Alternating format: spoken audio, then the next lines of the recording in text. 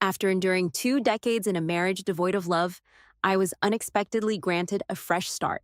When I was given the second life, I found myself amidst the process of separating from Mike. The catalyst, he had clandestinely brought his former flame, Emily Turner, into our business and elevated her to the role of financial director without adhering to any standard protocols. This sparked the fiercest confrontation we had ever experienced. After he stormed out, I hurried straight to the hospital and ended the pregnancy. Upon regaining consciousness, the familiar wall calendar greeted me, and I realized I had traveled back to 2002, my head still throbbing. I stumbled out of the bedroom, only to be hit by the overpowering scent of cigarettes filling the living room.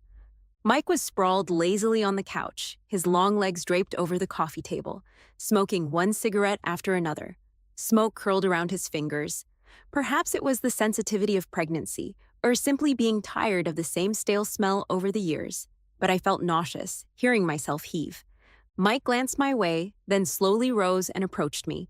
His sharp features were as striking as ever, yet he never extinguished the cigarette in his hand. I threw up until all that remained was bile, rinsed my mouth, and caught a glimpse of my reflection in the mirror. The person staring back was so young, that I was momentarily stunned. It was the hottest season in Springfield. The balcony felt suffocating without a breeze. Mike leaned casually against the railing, appearing completely unfazed, exuding an aura of indifference as he took a deep breath. I spoke in a composed manner. "Mike, it's time we got a divorce. Tomorrow morning at 10. Let's wrap it up at the Civil Affairs office. Here. There's no use in hurting each other anymore." Without giving him a chance to respond, I lowered my eyes and continued. "I know there's nothing between you and Emily Turner, but I really don't want to keep fighting over her. I refuse to waste the next few decades of my life on you because you're just not worth it." Seeing Mike remain silent, I looked up and added deliberately slow, "I'll head to the hospital this afternoon to handle things with the baby. Let's part ways peacefully. Once we're divorced, you can be with whoever you want. Emily Turner or any of the girls at your company. I don't care." Hearing this, Mike finally reacted.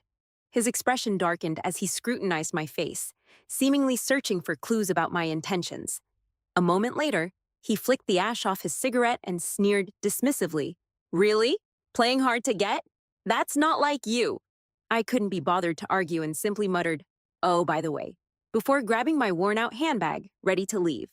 Seeing I was serious, Mike suddenly grabbed my arm, his face contorted with irritation. "Stop this nonsense, Sarah. You know very well Emily and I are innocent. Do you have any idea how ridiculous you look right now? My company is at a critical stage, and I don't have time for your little games. Besides, you don't have a job or any savings, and now you're talking about getting rid of my child? Where do you get the nerve?" He paused, as if something had just dawned on him, then stared at me suspiciously. I yanked my arm free and slapped him across the face. With a cold smile, I said, "Mike, do you know what I hate most about you?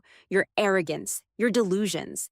In my past life, Mike had repeatedly claimed that he and Emily Turner were innocent, but I had always dismissed his words as a joke. I knew the truth. They had used their so-called friendship to mask their constant ambiguity. Whispers circulated in the company. The accidental sharing of a wine glass, casual physical touches, they reveled in the excitement. Mike was no exception to men's inherent flaws. Steadying my emotions, I took a deep breath and said resolutely, "I'm divorcing you no matter what. I'm not keeping the child either." I knew I was being harsh to the baby growing inside me, but I couldn't allow Mike to ruin me again. In my previous life, it took me nearly 10 years to realize that Mike never truly loved me. He pursued and married me out of spite because Emily Turner had chosen his superior son over him, bruising his ego to get back at her and his so-called friends who mocked him. He set his sights on me when I was 18, beautiful and confident, pursued by many, a recognized beauty at the textile factory. I was also the first girl there to wear a dress, high-heeled leather shoes, and a perm with cascading waves to work. Back then, I envisioned countless future scenarios, only to have all of them shattered by Mike. After we married, because I wasn't the woman he truly desired and there was never any love. He never cared about my feelings. At the time, I didn't understand. All I knew was to vent my anxiety by smashing things and acting hysterical. It wasn't until I saw him with Emily Turner that everything became clear. The moment Emily divorced, he used the guise of friendship to bring her into the company. He even secretly rented out the apartment we'd been given as a benefit by the textile factory to her. Calling it rent was laughable. He never let me see a single cent of it. He treated her with such care, as if he were afraid to offend her, even when his nicotine cravings hit. He held back and refused to smoke around her. As his construction company grew and his wealth skyrocketed, he started taking her to high-end events, introducing her to his business partners and friends. None of them knew I existed. To them, Emily Turner was Mike's most capable assistant, his confidant. Even on the night I fell down the stairs and woke up in the second life, Mike had been with her, helping her expand her network, preparing to invest in a business solely for her. In Mike's heart, I was nothing but a placeholder, the mother of his child, the woman cooking his meals at home. Emily was the one standing by his side, the one he truly wanted, his first love. When he faced me, he always said things like, "You don't understand." With an expression full of impatience and disdain, he would slam the door and leave. Every single time. "Is this really necessary?" he would sigh, pinching the bridge of his nose with obvious irritation. "Sarah, you should feel lucky. I provide you with good food and a comfortable life. You don't have to work or degrade yourself by drinking with clients. What more do you want?" When I was pregnant and bled from overexertion, I quit my job at the textiles factory under Mike's persuasion and became a housewife. After the baby was born, I was overwhelmed, barely getting any sleep, losing handfuls of hair, and struggling to keep up with everything. But to Mike, it was all natural. In his eyes, I was just a lazy freeloader who stayed at home all day. To everyone else, he painted himself as the perfect husband. "Sarah stays home, and I take care of everything outside. I live like a king." He belittled me, made me dependent on him, while simultaneously praising Emily Turner for her career abilities and independence. Snapping back to the present, I masked my emotions and nodded sarcastically. "Yes, you're right, I'm not satisfied. That's why we should finalize the divorce as soon as possible. That way, you can go find the little woman who wholeheartedly depends on you." Thinking I was jealous, Mike smirked and let out a mocking laugh, loosening his collar. "If you're so determined to divorce me, suit yourself. Just don't come crawling back with regrets." He turned, using the company as an excuse to leave. "Wait," I said coolly. "Before you go, sign the agreement." Mike paused, taking the divorce papers from me. As he read through them, his face froze in disbelief, his dark gaze growing colder by the second, gritting his teeth. "You're unbelievable, Sarah." I smiled faintly, meeting his gaze. "Right back at you." Seeing Mike hesitated to sign, I taunted him with a smirk. "What's the matter? You can't bear to let me go? Don't flatter yourself." Mike shot back, his pride clearly wounded. He was always the domineering type, hating to lose face, especially with me. What he truly hesitated over wasn't me, but the baby I was carrying. Fueled by anger, he finally scribbled his name on the papers. I carefully tucked the signed agreement into my bag and said flatly, "Tomorrow morning, 10 o'clock, Civil Affairs Bureau." Before I could finish, the door slammed shut behind him with a deafening thud. That sound marked Mike's final exit as my husband, a clear sign that I had thoroughly infuriated him. After Emily Turner's divorce, she had forcefully inserted herself into our lives. Mike and I had clashed over it countless times, but due to our elders' persuasion and, more importantly, the baby growing inside me, the divorce had never happened. Mike knew I wouldn't dare terminate the pregnancy, so he always thought I had no way out. But this time was different. This time, I wasn't going to let him destroy me again. I used to think I loved him so much that he could act without restraint, taking everything for granted. After a simple lunch, I went to the hospital. By the time I walked out, the child in my belly was gone, in my previous life, because Mike and I had an unhappy marriage. Our child had been especially sensitive. Every time I even thought of divorce, Mike would use fear to manipulate me, saying that I didn't want him anymore. I always gave in to protect him from getting hurt, from being caught in the crossfire. That one mistake led to more and more until, by the time I finally saw Mike for who he was, I was too old to turn back. Why should I let him achieve success and then step aside? making room for him on Gentleman Road to live happily ever after. As long as I didn't divorce him, I would still be Mrs. Thompson. Without love, at least I would have money and a comfortable life. My daughter would also remain the sole heir to his wealth. But now that I've been given a second chance, I've removed that weakness myself. I just hope that child finds a happy family in another life, with loving parents who won't subject him to a lifetime of pain. At this moment, the country's economy was booming. Opportunities were everywhere. It was time for me to cut my losses and become the brave, fearless Sarah I used to be, perhaps to avoid seeing me. Mike didn't come home all night. The next morning, as I sat at the Civil Affairs Bureau, I called him. He had just woken up, and I could faintly hear a woman's playful laughter in the background. It was Emily Turner's voice. "Sarah, can you stop making a scene?" Mike said impatiently. "I pulled an all-nighter signing a big contract. I'm exhausted." Hearing that, I took a deep breath, my voice dripping with sarcasm. "Exhausted? I'd say you're exhausted from the bed you're in." "Right." The staff at the Civil Affairs Bureau exchanged glances, clearly intrigued by the drama they were overhearing. Mike, too, lost his patience on the other end. He let out a cold laugh, his voice dripping with venom. "Sarah, aren't you just using the child in your belly to control me? You think I'll put up with all this because of the baby, don't you? I've given you enough respect because of it. So don't push your luck. You're becoming unbearable." Mike was always so arrogant, convinced that everything was supposed to go his way. He never reflected on himself, never questioned his actions, tired of this pointless back and forth. I said flatly, "Well, that's unfortunate. The child you're talking about is already gone." Yesterday, before 3 p.m., the line went silent for a moment. Then I heard Emily Turner scream in shock. Mike must have pushed her aside because the next thing I knew, he was on his way to the Civil Affairs Bureau. He stormed in a full 30 minutes later. His entire body reeked of cigarettes and alcohol, his bloodshot eyes blazing with anger. "Sarah, what did you do?" he roared, his face twisted in rage. I stepped back, putting distance between us, and waved him off casually. "What's there to be afraid of? You've already got your mistress on the side, one who once abandoned you, no less, compared to you. I'd say I'm a saint." "I told you there's nothing going on," Mike snapped. "I promoted Emily because she's capable and qualified. Why do you always have to think the worst?" Jack tried to calm himself, pinching the bridge of his nose with frustration, as if I was being unreasonable. Just then, a couple of bystanders opened their mouths to urge us to reconcile, but I cut them off coldly. "The factory apartment? The lipstick stains on your shirt? The matching outfits that are just coincidentally a couple's set? Tell me, Mike, what did I accuse you of wrongly?" Mike froze, unable to respond, but it didn't take long for him to regain his composure. His voice was laced with disdain as he sneered. "So you killed my child over a misunderstanding? Sarah, how could you be so cruel?" I didn't answer. Mike could say whatever he wanted. I was beyond caring. As for Emily Turner, she wasn't even worth mentioning. I have nothing to say.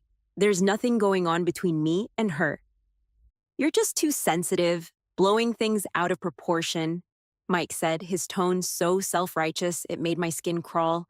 To him, my pain and breakdowns were simply me making trouble for no reason, but no one knew better than I did. Even if Mike hadn't outright cheated yet, his tolerance for Emily Turner's constant advances was undeniable. He welcomed her attention, every look, every smile. After all, she was his first love, the one he couldn't have in his youth. Her fawning and groveling fed his ego, made him feel powerful, as if he had finally won. I let out a cold laugh. "Well, then I guess I wronged you, but you've already signed the divorce papers. What makes you think I owe you anything? Why should I keep bearing your children?" "It's broad daylight, Mike. What kind of daydream are you having?" I pulled out the divorce agreement, making sure it was visible, and Mike instantly froze. The reality of the situation seemed to hit him all at once as he stared at the papers, his face blank. "You really did this?" His question was rhetorical, his tone certain. "Yes, I did," I shot back, my voice calm but firm. "Why should I sacrifice my life just because of a child? Why should I work myself to the bone for someone who doesn't even respect me? Someone who treats me like I'm useless? Did you forget? I made over $100 a month with commissions. Half of your startup money came from me. I gave up everything for you. And look where it got me. What are you going to give me in return? So now you're blaming me, he muttered, furrowing his brows, completely clueless as to why I was saying this. Looking at Mike, who refused to see any fault in himself, I felt a sudden wave of exhaustion. I turned my eyes away, handed the divorce papers to the staff, and said softly, "Shouldn't I blame you? You couldn't forget Emily Turner. Yet you still married me, even when I was pregnant, when I couldn't eat, when I was constantly sinking into inexplicable sadness. You still tangled yourself up with her. You brought her into your company, put her right in front of me just to spite me. Don't you think you've gone too far, Mike? Don't you think you're being cruel?" Unable to hold it in any longer, I lowered my head and began to cry. The sobs poured out of me, taking with them the suffocating weight in my chest. For the first time, I let myself release everything I'd been holding in. Mike seemed startled to see me crying. He hesitated as if he wanted to step forward, but my retreating steps made him stop short. Finally, I raised my head, tears still streaking my face, and said quietly, "Mike, just let me go. You know what? Watching you cling on like this is absolutely disgusting." Mike had always been proud and self-centered. Hearing me say that pushed him over the edge. His expression twisted into a sneer. "Fine," he spat venomously. "Let's divorce. Whoever backs out first is a coward." The divorce procedures were completed swiftly, within minutes. I held the divorce certificate in my hand. Mike's face remained stormy as he turned and walked away without looking back. I watched his retreating figure for a moment before dropping my gaze and walking off in the opposite direction. After the divorce, I left with $50,000 and the company apartment Emily Turner had been living in. Even though the thought of her staying there disgusted me, the property was worth far more than cash. In a few years, when real estate prices in Springfield skyrocketed, that apartment would make me a small fortune. Word of my divorce from Mike spread like wildfire through the textile factory. Emily Turner, of course, pretended to be oblivious and refused to move out of the apartment. I didn't bother arguing. Instead, I hired a group of strong men to help her move. The moment her belongings started piling up in the courtyard, Emily, wearing a white blouse and a tight black skirt, rushed back. She nearly lost her mind when she saw the mess. "What are you doing? Don't touch my things!" she screamed, standing in the doorway to block their way. "This is illegal. I'll call the police." But the men ignored her, brushing her aside like she was nothing. "Ma'am, step aside. We're just doing our job." "Stop," I said. Emily shouted, red-faced and furious. By the time most of her things were out, I walked out of the bedroom, my posture calm and composed, and looked her straight in the eye. "Emily," I said lightly, "you're not the mistress here anymore. I think it's time you moved on." She turned to glare at me, shaking with anger. "I'm not a mistress. Nothing happened between me and Mike. We're innocent." I smiled faintly, my tone dripping with mockery. "Innocent? Is that what you call it? Why are you slandering me like this?" Emily Turner shot back, her voice trembling with indignation. She looked utterly humiliated, her eyes reddening as though I dealt her the greatest injustice. Her whole demeanor screamed fragility, like a porcelain doll on the verge of cracking. I wasn't moved. Rolling my eyes, I sneered, "Give it a rest, Emily. If you're not Mike's mistress, then why are you living here rent-free?" Hearing that, the crowd of onlookers, neighbors who had gathered to watch the scene, began whispering to each other. "So she really hasn't been paying rent? If that's the case, their relationship must be fishy. No wonder Sarah divorced him. Even the mistress moved in." "Shh, Mike's here," someone whispered. The murmurs quieted when Mike appeared. He looked far more disheveled than the last time I saw him.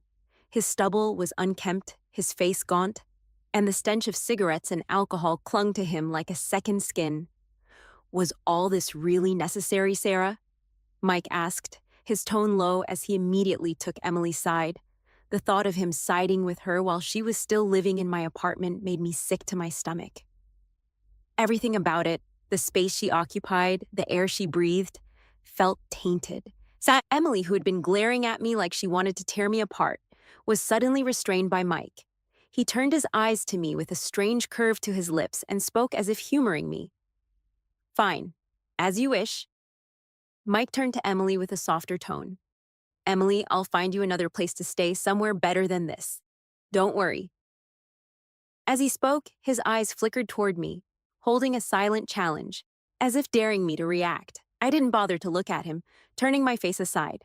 I caught sight of Emily, whose cheeks flushed a delicate pink. She was smiling sweetly, as if imagining some romantic future. Thank you, Mike, she said, her voice soft, syrupy, and nauseating.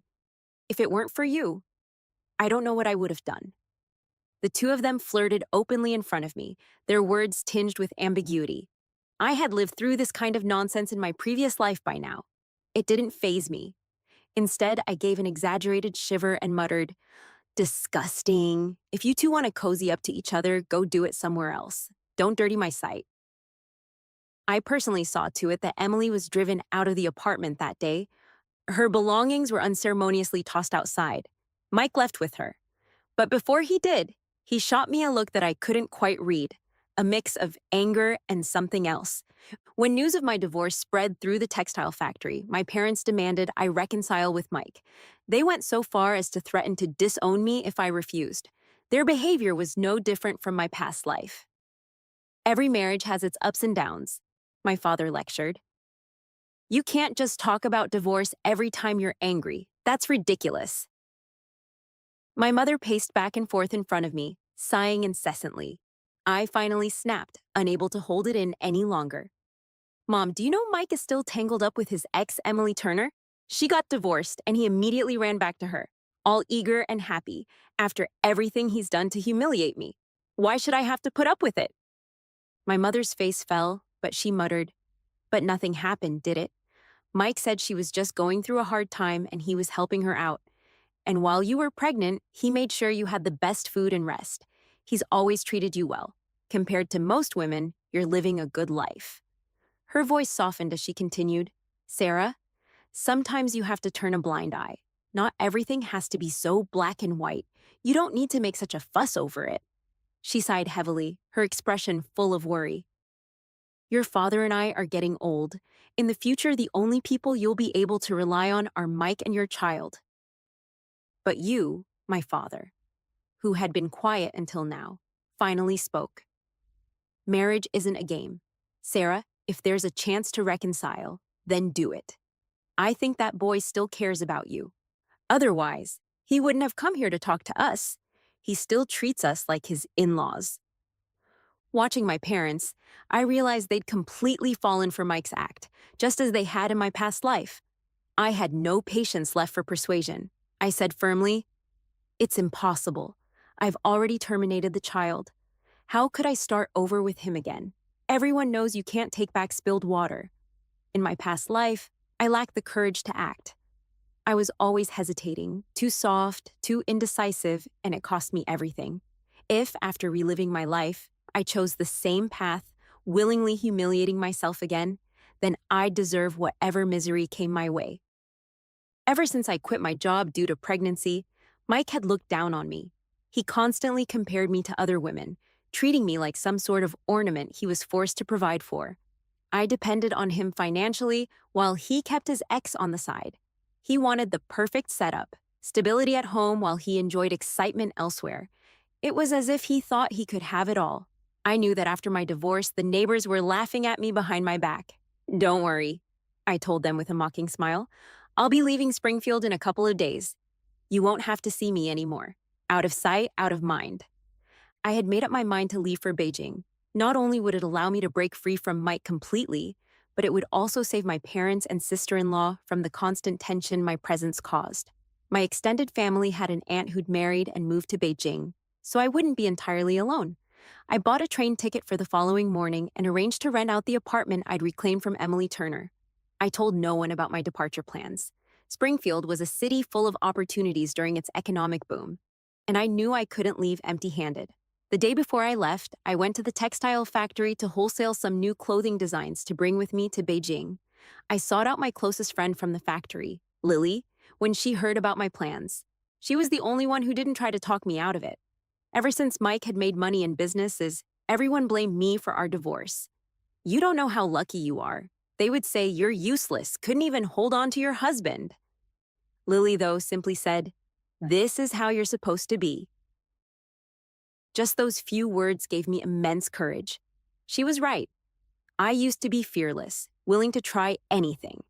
We finalized our business arrangement with a friend agreeing to collect rent on my behalf, and I headed to a nearby supermarket to pick up supplies for the journey. There, I unexpectedly ran into Mike. He was buying cigarettes, surrounded by his sycophantic friends who followed him like shadows. Mike, are you really going to marry Emily Turner? One of them teased, nudging him with a smirk. Everyone's talking about it. Hearing that, Mike's hand froze mid-motion as he picked up the cigarette pack. His face darkened, and his voice was sharp. What nonsense are you spouting? There's nothing going on between us. Noticing Mike's sour mood, another guy with yellow hair quickly tried to smooth things over.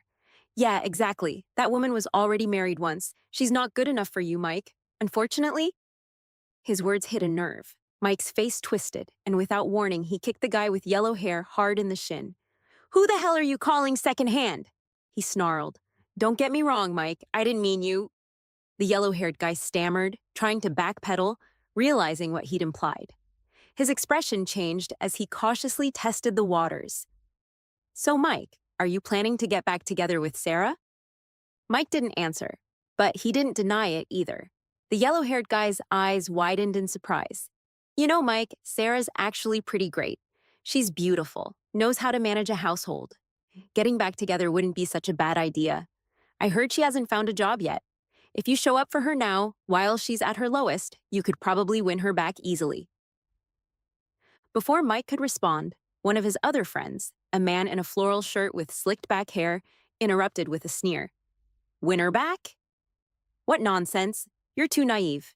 You don't spoil women like that, or they'll just walk all over you.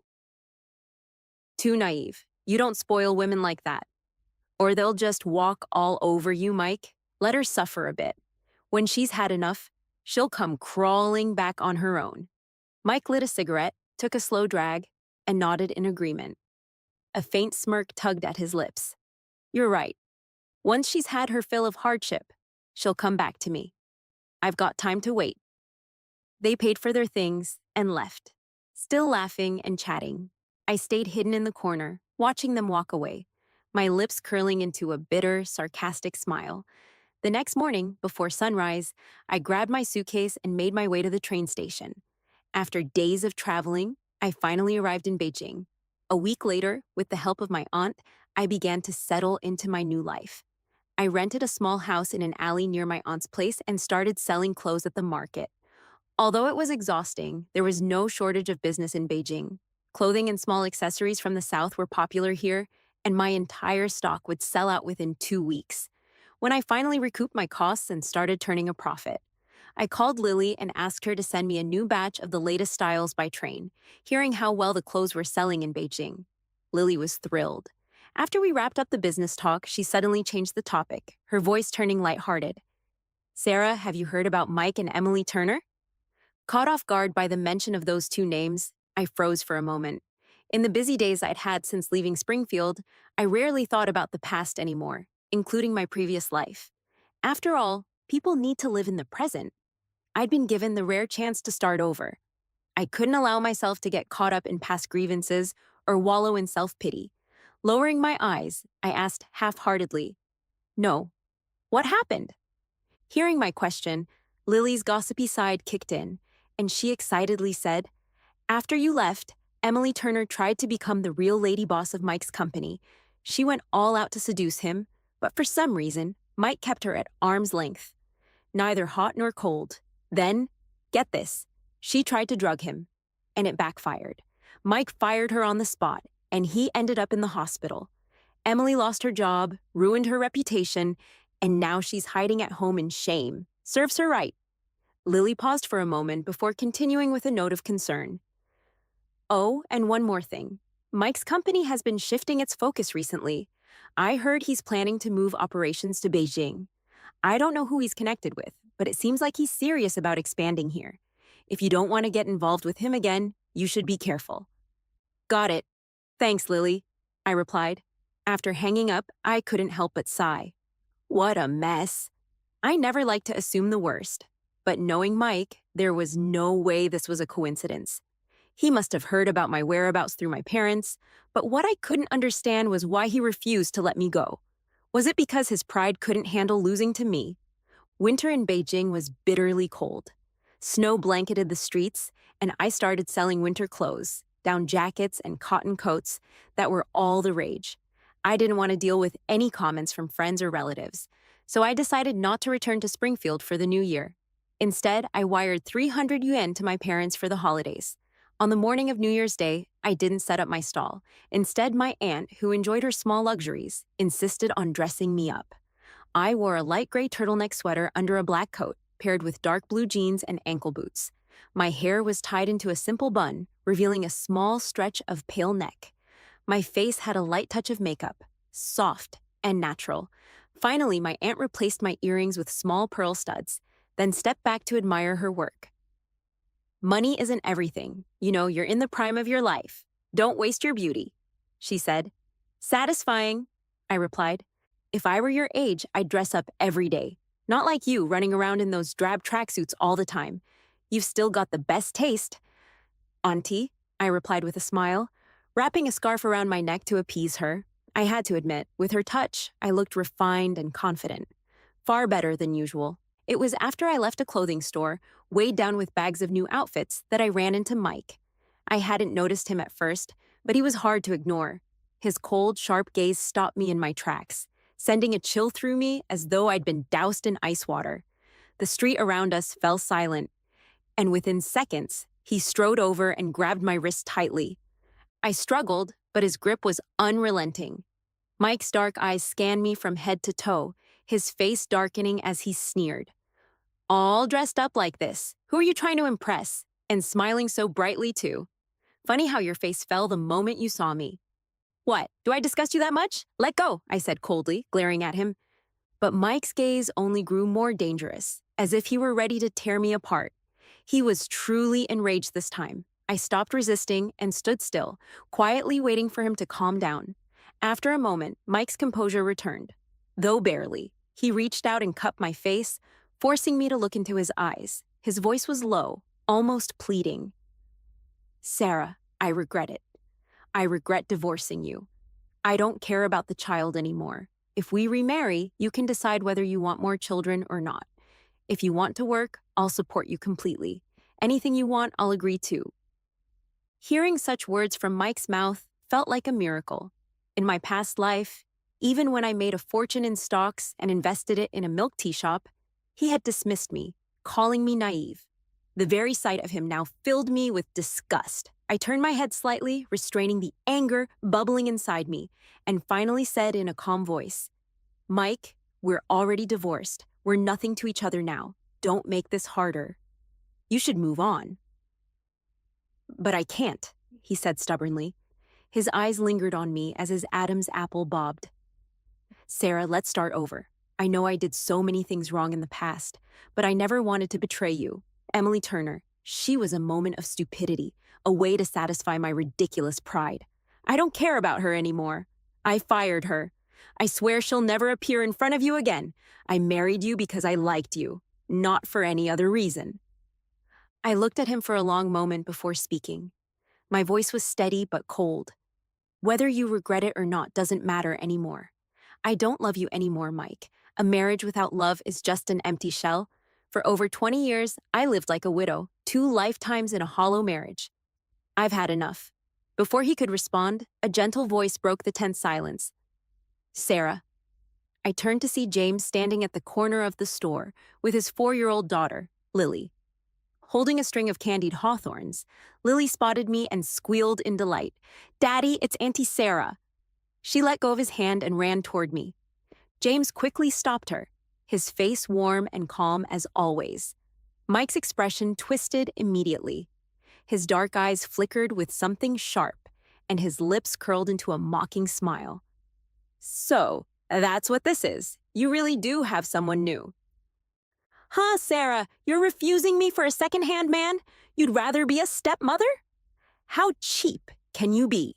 His words cut like a knife, sharp and cruel. I took a deep breath, lifting my chin as I looked him straight in the eye. With a steady voice, I said, "You're absolutely right. I'd rather be someone else's stepmother, have someone else's children, than ever go back to you or have your child again. Mike's eyes darkened even further, his gaze venomous. My words had hit him where it hurt most, piercing straight through his pride. Sensing his hesitation, I pried his fingers off my arm one by one and shoved his hand away. The walk back with James and Lily felt slightly awkward. After a moment of silence, I finally spoke, my tone lighter.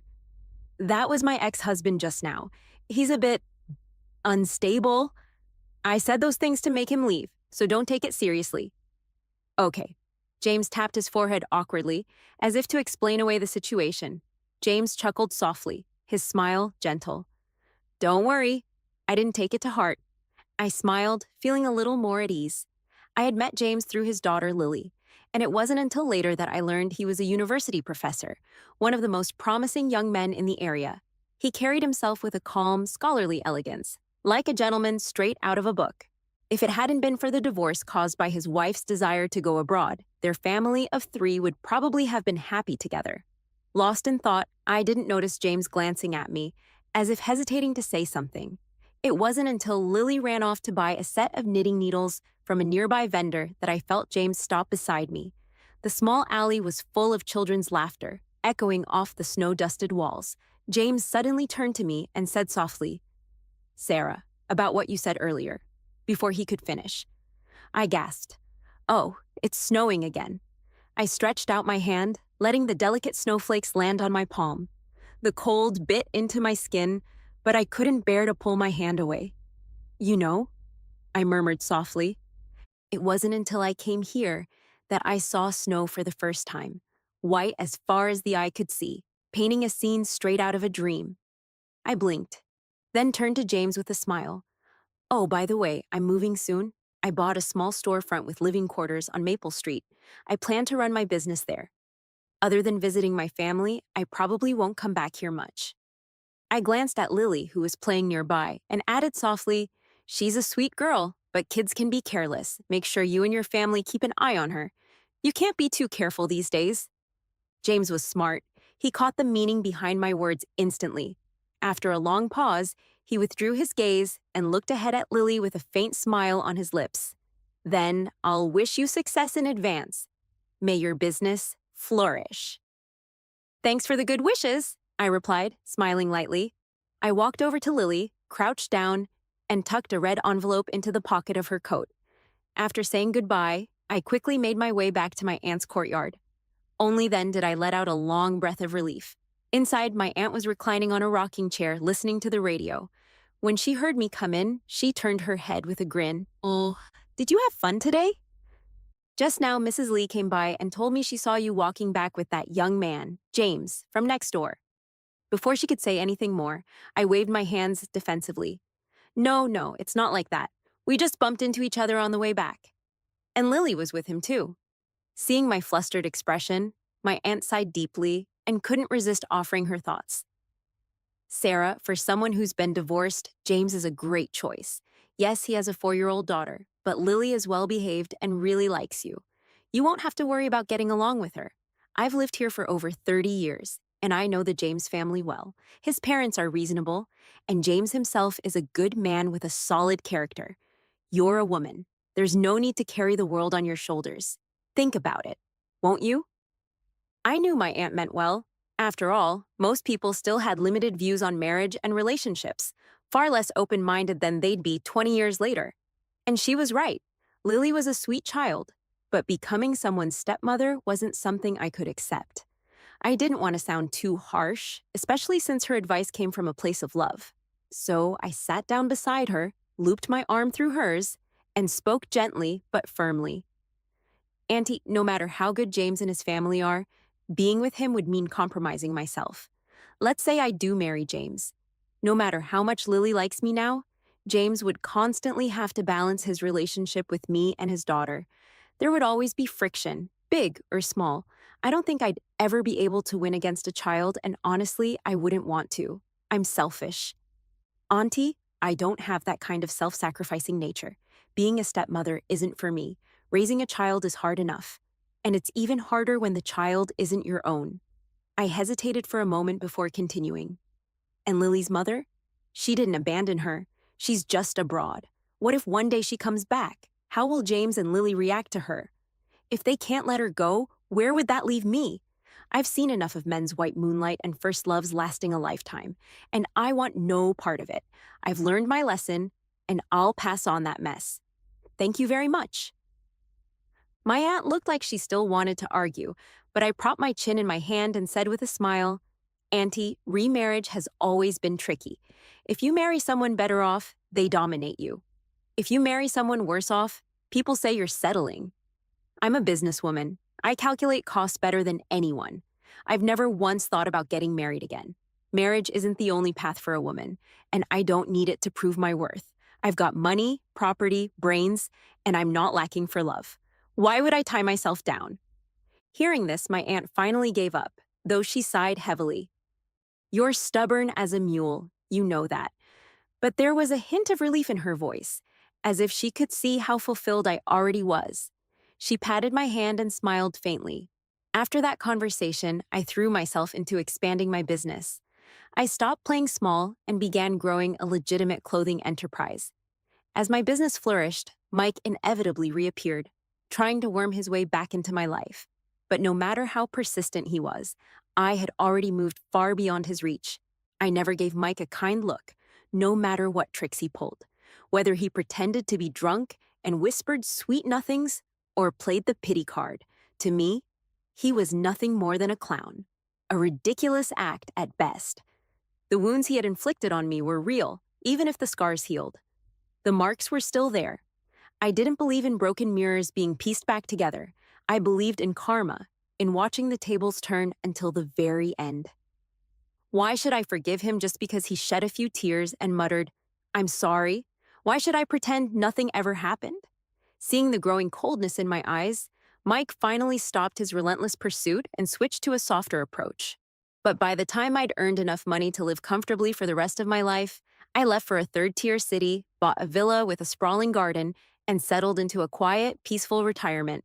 I wanted to distance myself completely from Mike. As long as I stayed home, he had no way of pestering me, and so I ignored him for 20 years. When he turned 45, Mike was diagnosed with late-stage lung cancer, lying in his hospital bed, frail and weak. His family couldn't help but call me, but I never picked up the phone, not even when the doctor announced his death. I had said I wouldn't forgive him, and I meant it. I kept that promise for a lifetime.